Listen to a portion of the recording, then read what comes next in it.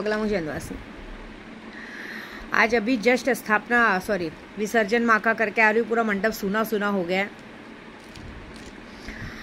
कहते ना 9 दिन के लिए पूरे साल भर वेट करने के बाद 9 दिन माता रानी आती हैं अपने पास और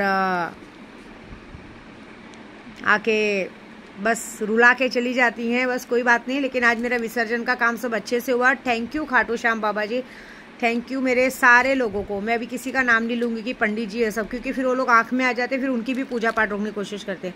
इससे सबको थैंक यू, मेरे सारे ग्रुप वालों को थैंक यू, सबको थैंक यू।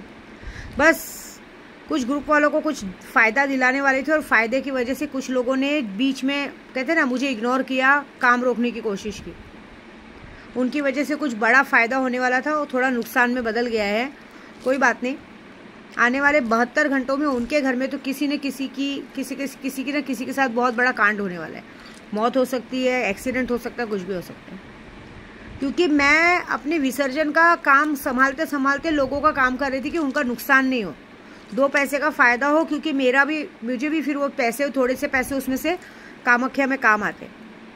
फिर भी आज की तारीख में कितने लोगों ने उंगली की कि हमें तंत्र विद्या सीखनी है, हमें ये करना है, हमें वो करना है, हमें आपसे आके मिलना है।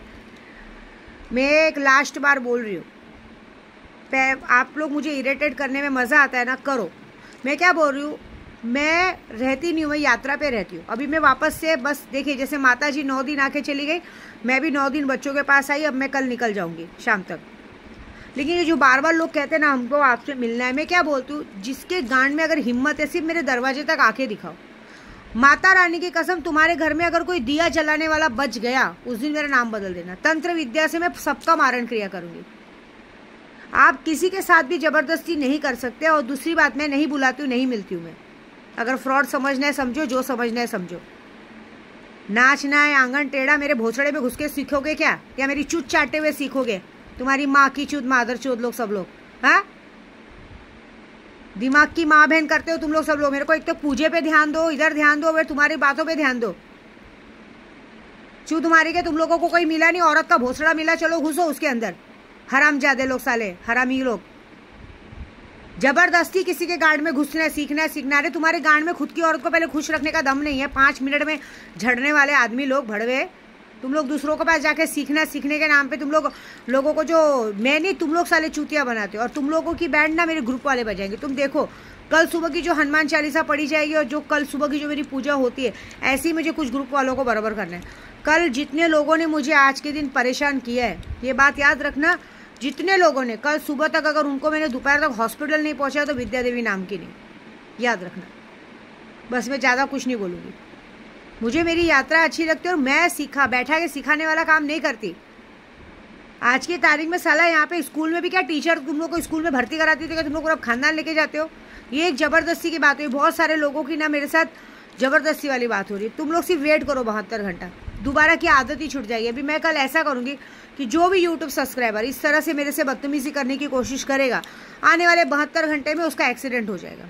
बात खत्म। जब तुम्हारा एक्सीडेंट होगा तब तुम्हें पता चलेगा कि तुम लोग ने क्यों पंगा लिया। मुझे नहीं चाहिए तुम्हारा काम। मैंने क्या मांगा काम? भिखारी दिखती हूँ, मैंने बोला मुझे काम दो?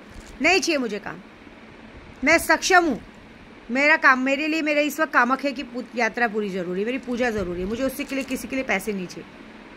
और दूसरी बार, आज मुझे कुछ लोगों पे बहुत गुस्सा है। जिम्मेदारी नाम पे साले दारू के पीछे सब लोग इतना पागल हो जाते हैं कि दारू दारू दारू, आग लग जाए माँ के भोसड़े में जाए, ऐसा दारू। सारा दारू पीने के बाद तुम्हारे बाजू में बीवी सोई है कि कचड़े वाली सोई है कि बाजू वाली सोई है, को समझ में नहीं आता। बस वो करना, जब बदतमीजी करना। पहली बात, एक बात याद रखो, चाहे मेरे घर के खुद के परिवार भी हो, चाहे कोई भी हो, मैं रास्ते में अगर हूँ तो उस वक्त मैं विद्या देवी हूँ, ना किसी की बीवी हूँ, ना कुछ हूँ। उस वक्त मेरे से दूर से और एक तहजीब से बात करनी चाहिए। उस वक्त मैं सबके लिए माँ का स्वरूप हूँ।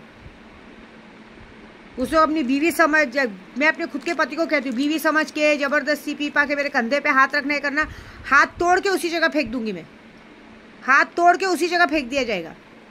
मुझे रास्ते में बदतमीजी नहीं पसंद है। बस मेरे को इतना ही बोलना है। मुझे बाकी किसी से कोई मतलब नहीं है, कौन क्या करता है, कैसे करता है, मुझे किसी से कोई मतलब नहीं है।